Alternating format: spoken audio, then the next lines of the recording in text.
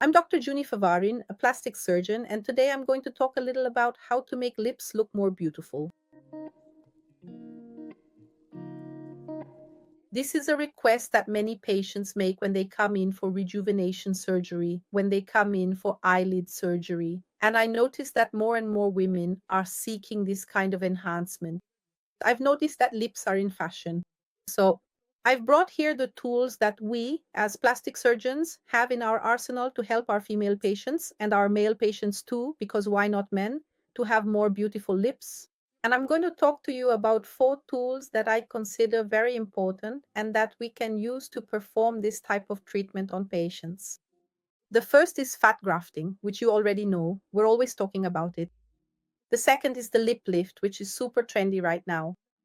I've seen many professionals, both doctors and non-doctors, promoting this on social media.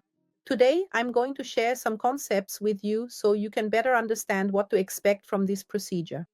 Bardotization, which is a very old procedure.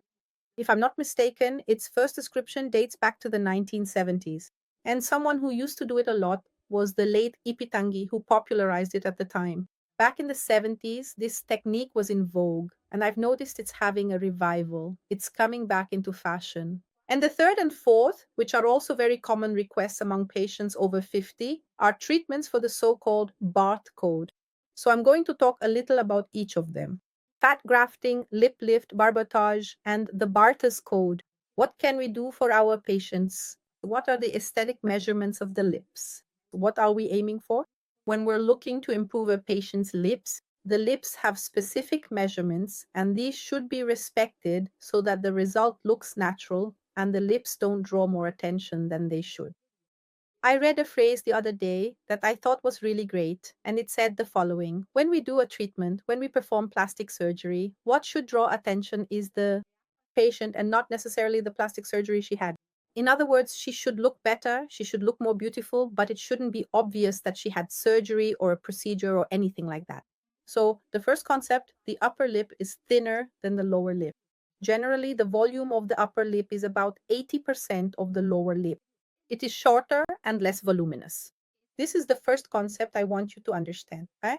And the second concept that I find very interesting is about the proportion of the lips. The upper lip is generally more projected than the lower lip, but this projection can't be too exaggerated. When it becomes more than 1.5 times or 1.6 times, it starts to look like those duckbill alterations. The 1.6 proportion is what we call the golden ratio. If we start calculating proportions on the face, on the lips, the eyes, the eyelids, all of them derive from this 1.6 proportion, which is nothing more than the Fibonacci sequence. So anyone who likes to read about this, about verification, has probably already come across these things on the internet. So let's get to what matters. I've brought here a photo of a lip. It's the typical lip we find in a 50-year-old woman. It's that kind of lip that has lost a bit of volume. It still has good definition, but the anatomical structures aren't very visible. There's a very noticeable barcode, and the volume is still okay in this patient. So when we treat a patient like this, we usually make use of nanofat to improve skin quality, fat grafting to provide more appropriate volumization, and we reconstruct the anatomical structures of the lip. Usually these are the Cupid's bow, which is this shape here, this notch we have on the upper lip, and the philtral columns, which are those vertical little columns. And we can also achieve this with fat grafting. Another anatomical detail that I find very beautiful and that brings a natural look to the result is contouring the patient's lips. This is also really great, and we can also do it with fat. So with fat grafting, we can do almost everything. We can enhance the volume, we can improve the barcode lines, and we can shape the structures, the anatomical structures, and we can highlight the lip contour. So it's a tool that can be used on its own or combined with other procedures such as lip lifting and bardodization. When we want to increase the vermilion, the dry vermilion, which is the part where we apply lipstick. So when we want to increase the volume of the vermilion, which is that part of the lip where we put on lipstick, we can perform these procedures, both the lip lift and the bardotization. And what is the difference between them? When I do a lip lift, I increase the exposure of the teeth. So when I make this movement, I increase the exposure. So if we want this increased exposure, if the patient has an increased height, that distance between the base of the nose and the lip, it's really worth doing a lip lift. And when the patient has that horizontal smile wrinkle, in my opinion, a horizontal smile wrinkle is a clear indication of lipiditis. What about bardotization? Bardotization is when we just want to increase the volume of the dry vermilion, but not necessarily increase the exposure of the teeth. So basically for us, this is how we recommend one technique and how we recommend the other.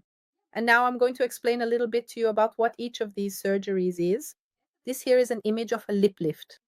This is more or less how we draw it. There are variations. There are some calculations, right? The more skin we remove, the more we expose the teeth and the more we invert the lip. One detail that's very important, right? Something I always teach to colleagues or when people come here for courses is that we can't let the skin tension be anchored to the skin itself. The tension, the traction always has to be anchored in a deeper plane. If you leave this skin tense and anchor that tension to the skin, the scar might not end up looking as aesthetically pleasing. And a very important detail when we're doing this type of procedure is that the lip lift can lift the corners of the mouth. So if the patient only has a loss of volume in the central region, that's fine. It's an excellent indication. If she also has drooping at the lateral corners of the mouth, it's an excellent indication for a canthoplasty. So usually when the patient has drooping at the lateral corners, we combine the lip lift with this small procedure to elevate the corner. So as you can see, rejuvenating or improving lips involves several steps. It seems like something simple, right? It seems like it's something we don't need to think much about to do, but you always have to observe the anatomy, always pay attention to the proportions. And what's beautiful and natural is to treat not just the volume of the lip, but all the structures around it. It's just like when we operate on a breast or when we operate on an eyelid. It's not enough to just remove the excess skin. It's not enough to just lift. The contour of the structure also has to be compatible with the new appearance of the lip. So when an older patient comes to me looking to improve her lips or to have facial surgery, we need to improve the quality of the skin, address the fine wrinkles, enhance the contour of the lips, and only then assess whether she needs to increase the amount of the red part of the lips or if she needs to add volume to that red area we've enhanced. So there is a sequence of steps to analyze the lips so we can determine what is best. Treatment and what is the best option for that particular patient. And then there are those younger patients who haven't lost the red part of the lips yet, who don't have barcode lines, and who will really benefit just from an increase in volume, as long as it stays within the proper proportions for the lips. So the lower lip is generally more or less aligned with the projection of the chin. And the upper lip needs to be a little more projected and have a bit more volume. So those were, let's say, my thoughts on lip surgery. And I believe that all patients should be aware of these things when they're going to have a procedure, when they want to undergo a procedure to improve their lips. And there are several tools, there are many options, there isn't just one solution. And which tools we will combine, again, will depend on the indication, the age group, the quality of the skin, the volume, and so on, and on the patient's expectations regarding the procedure. I really enjoy talking about these topics that relate to anatomy, that relate to the proportions of the face and its structures, because it helps patients visualize what we see when we perform the surgery. And that's it, everyone. And next week, I'll bring another topic also related to facial rejuvenation. So we can talk about it, all right? Have a great week, everyone, and see you next Monday. Bye.